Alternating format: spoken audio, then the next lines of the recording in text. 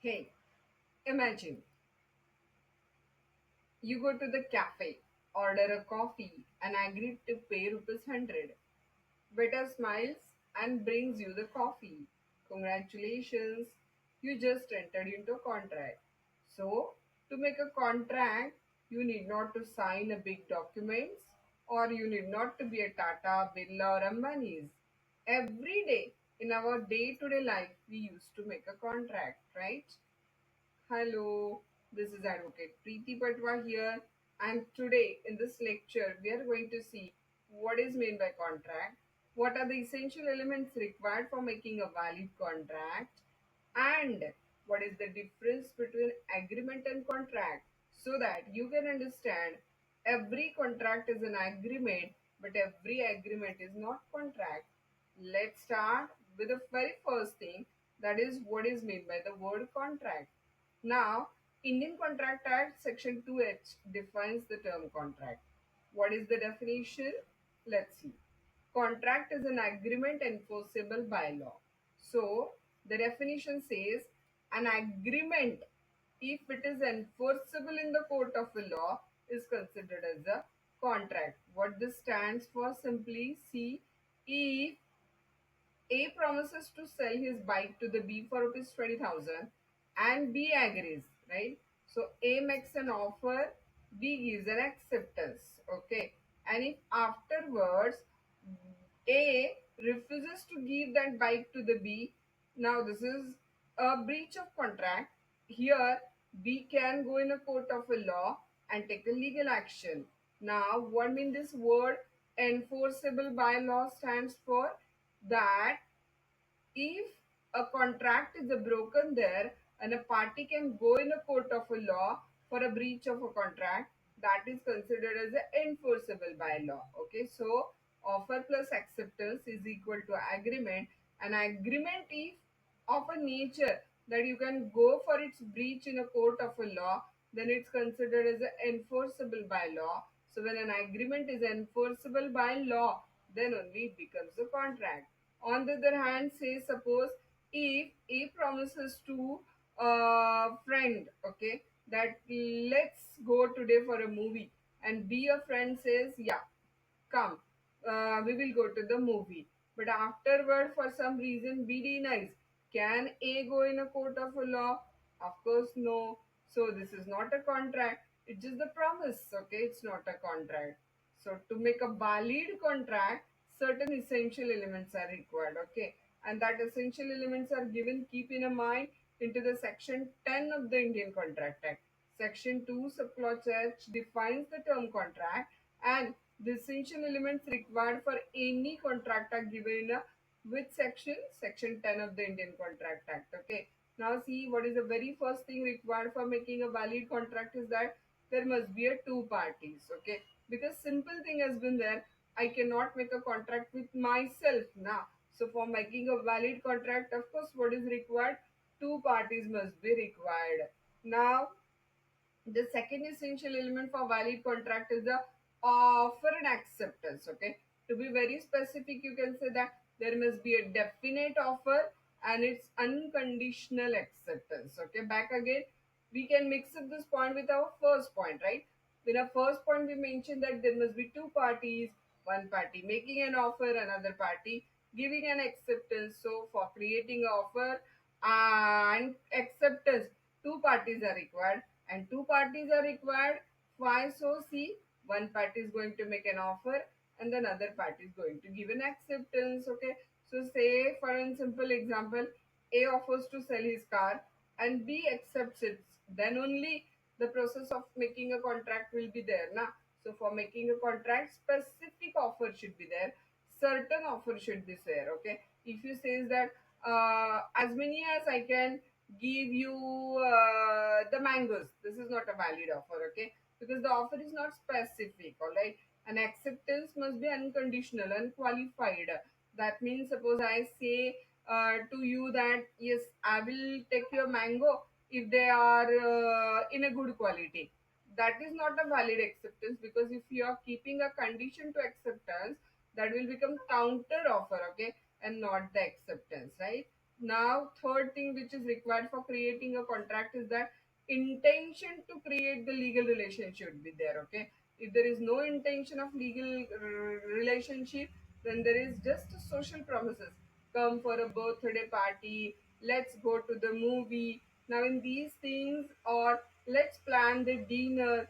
In these examples, no legal relationship intention is there, so it's not considered as a valid contract. Okay, now the next thing which is required for making a valid contract is the lawful consideration. See, consideration means something in a return. If you are giving me something, I should give you something in return to create the bindingness to that. There is a rule in a contract law, that is an agreement without consideration will be considered as a void.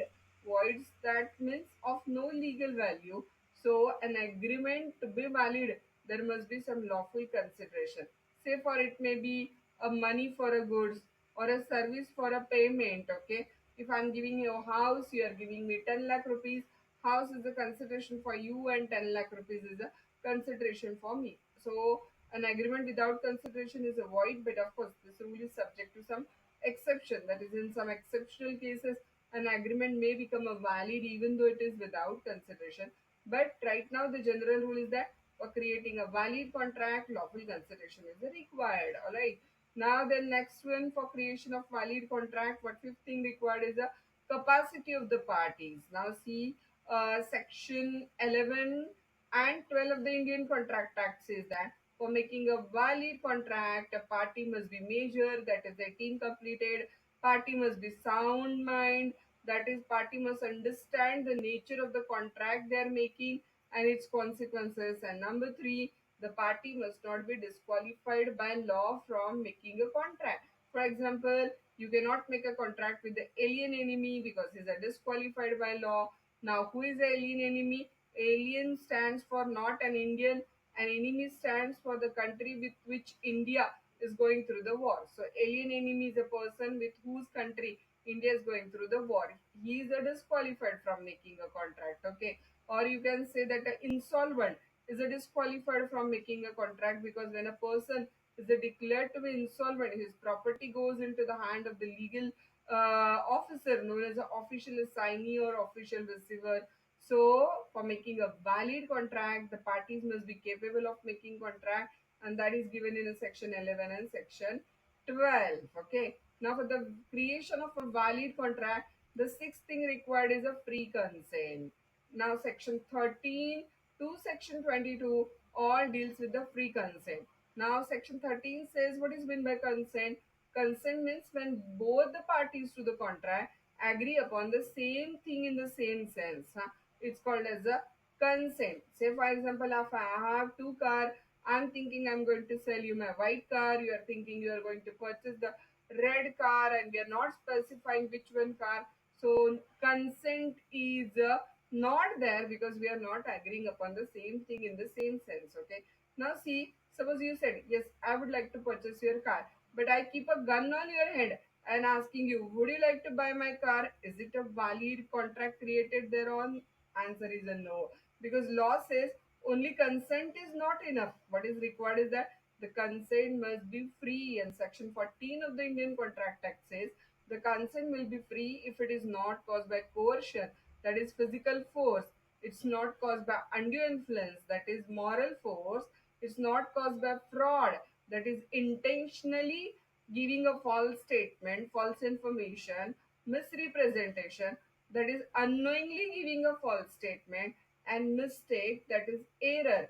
If the consent is caused by physical force, that is coercion, moral force, that is undue influence, or a fraud, that is intentional false statement, misrepresentation, innocent false statement, or the mistake, then the consent will be said to be not free and a valid contract will not be created thereon. So all things are given in a section 13 to 22 of the Indian Contract Act. Now, for creation of a valid contract, what is the next thing required is that one, lawful object. Section 23. Okay, Indian Contract Act section 23 says that the parties are a major, free consent is there, they are sound mind. But if they are making a contract for some illegal purpose like selling the drugs or selling the arms, etc., or if the contract is made for some immoral purpose, like some sexual of type of a contract, or if the contract is opposed to the public policy, then it will not be a valid contract, right? So section 23 says that an agreement to be valid must have the lawful object. The purpose of the contract must be lawful, that is, it should not be legal, it should not be immoral, it should not be opposed to public policy, it should not be fraudulent, or it should not be something which defeat the provision of a law. Then only a valid contract will be created. All right. Now the next one required for making a valid contract is that the contract must be certain and possible to perform. A simple example, if A promises to bring the stars from the sky, is it possible? No, right? Because it's not possible to do that, okay? So, such a contract will not be a valid one. In fact, it will not become a contract. It will remain only an agreement because it is impossible to perform. So, your contract should be such as which is capable of being performed. Otherwise, it will keep on to the agreement only and it will not move forward to the contract. And the last thing which is required for making a valid contract is that one, did you know, technical formalities. Say for example, see, if I want to sell you a pen, there is no need of any technical formality. But if I want to sell you my house, then it should be a written document, it should be registered, it should be stamped, etc. So therefore, if any technical formality is provided in a particular law, then for making a valid contract, that technical formality must be fulfilled. So in short, what we can say is that the very first, very important question from examination point of view, that is contract defined in section 2h. Agreement plus enforceability by law is equal to contract. All right.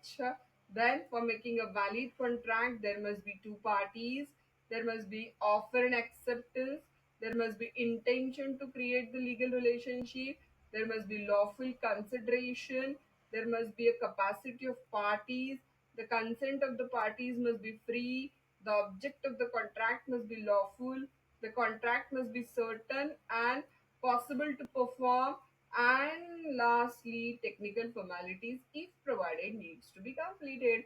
If all these essential elements are there, an agreement will become contract. Any of this is missing, then it will remain only agreement and not contract. So it said that agreement may be a social agreement, legal agreement, moral agreement, domestic agreement, but it is only the legal agreement they become the contract. Okay, so every contract is an agreement, but every agreement, like a moral agreement or a social agreement, they will not become contract. So did you understand? All contracts are agreement, but all agreements are not contract. Hopefully, you also understood all the essential elements of the valid contract. So, how was it with Advocate Preeti Patwa? For such a all information about the various topics of the law, don't forget to like, share, and subscribe my channel.